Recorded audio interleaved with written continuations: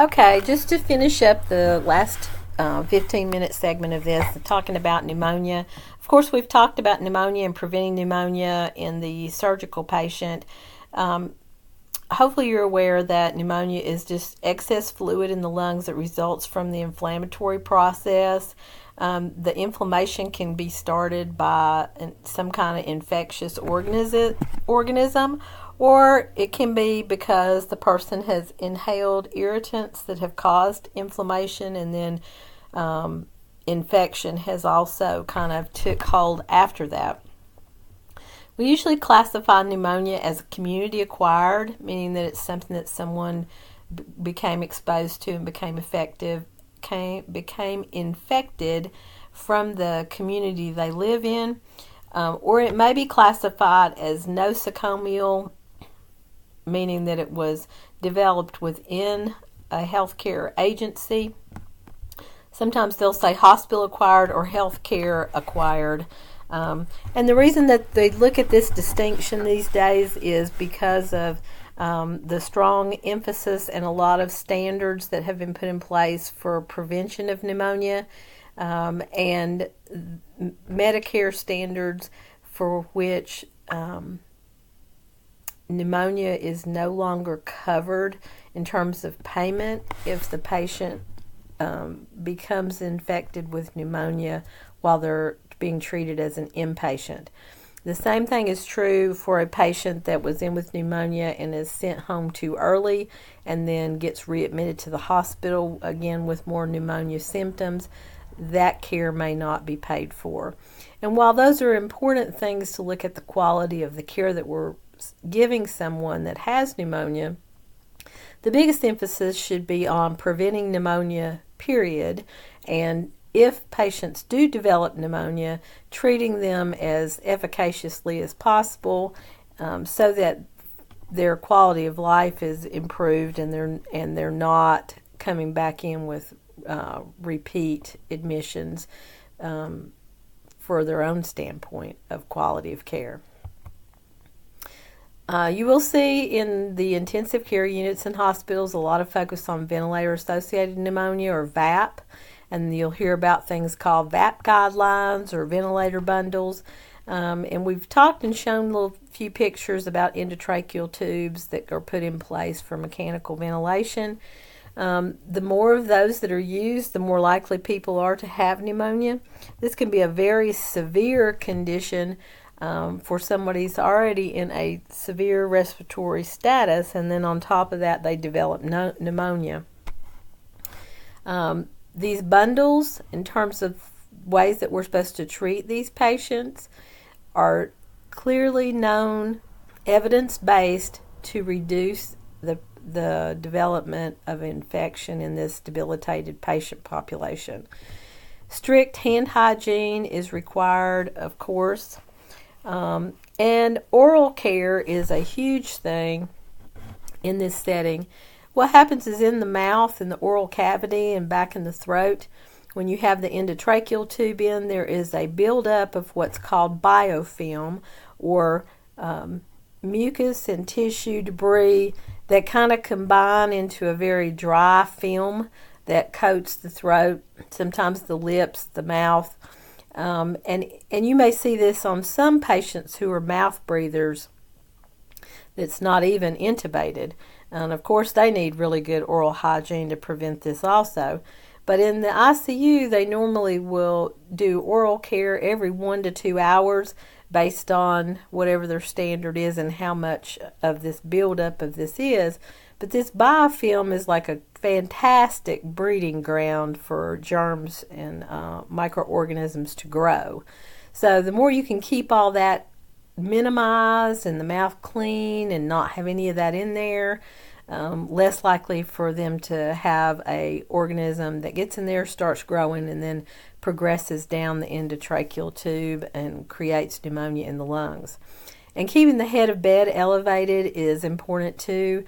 You know, we've kind of learned about that use of drugs that cut down on gastric acid are also used a lot in hospital, like protonics. You may have seen patients on that a lot. And the reason we want the head of bed elevated and the use of these meds to control acid is because gastric reflux is also associated with pneumonias in hospitalized patients. So that's the rationale behind that, because you're trying to prevent aspiration. Laboratory assessment for pneumonia includes culture and sensitivity of sputum. Obviously, we've talked a little bit about sputum cultures and the need for getting those before antibiotics are started. But sensitivity is a different test you get with a culture and sensitivity. The culture tells you the microorganism that grew on the petri dish. The sensitivity is a test that they do with that organism to find out whether it is sensitive to a whole list of different antibiotics that will be listed on the report, and it'll either say sensitive or resistant, sensitive or resistant. And so the physician will look at that list and could easily tell if the antibiotics that they started the patient on are the ones that they need to continue, because if the microorganism is sensitive to that antibiotic, then it will be effective in killing the germ. CBC, of course, we're looking for, typically, how well is their white blood cell count being controlled. Arterial blood gases tell us a lot about, the oxygenation status for the patient and whether they are oxygenating well along with this infectious process going on. Electrolytes, serum, BUN, creatinine, those are tests that tell us a little bit more about the kidney function and how well the body is coping with the infection. Other tests that may be run, obviously chest x-ray is very definitive and shows us kind of the evidence of pneumonia, and maybe repeated periodically to see if the pneumonia is improving. So you're looking for those kind of results. Pulse oximetry is pretty important, an ongoing way just to make sure that the patient is oxygenating well. Occasionally, patients will have transtracheal aspiration or bronchoscopy, where they literally go down the trachea and or as deep into the bronchial tubes to aspirate fluid or samples to see if that tells them any more about the type of pneumonia that it is that they're dealing with. Again, key things for pneumonia is essentially prevention is one of the primary goals. Hospitalized patients are always screened on admission to see whether they have any high-risk diseases or conditions that make them high risk for pneumonia. And those that meet those criteria must be offered the pneumonia vaccine. So you may, if you're helping with an admission assessment, see that process of what makes somebody a candidate or not. I would encourage you to look at that at the hospital on the admission assessment so that you're familiar with those kinds of categories. The patient, obviously, if they meet the criteria, is then must be offered the pneumonia vaccine, and they, of course, can choose to not take it, but it's important for nursing to be able to encourage them to prevent pneumonia if at all possible. And this is also offered for patients that actually come in and are admitted with pneumonia. And I've had people say, of course, why am I getting offered a pneumonia vaccine? I'm here for pneumonia. Well, the pneumonia vaccine covers a variety of strains of pneumonia. So just because you've been sick with one pneumonia doesn't mean that you're not susceptible to several others that may be also included in the vaccine. So again, the patient should be educated properly about that so that they're understanding. And then we need to teach them self-management, good oral care, good respiratory mechanics when they're home, other hand hygiene, how much they are exposed to people who might be at high risk for respiratory illness until their immune system is a little bit improved. So a lot of those things, and plenty of fluids, things that kind of assist in their continued improvement. And one of the big key things is teaching them to continue all their antibiotics until they're all complete and not quitting them early. The rest of this video kind of talks a little bit about some different diseases that you don't see as much of. So I'll just touch briefly on these. SARS is a viral infection of respiratory tract cells that trigger an inflammatory response. You hear people refer to this as a coronavirus. There's no known effective treatment, and the biggest thing is to try to prevent it from spreading, and then of course strict airborne isolation and hand washing if you must take care of someone with this.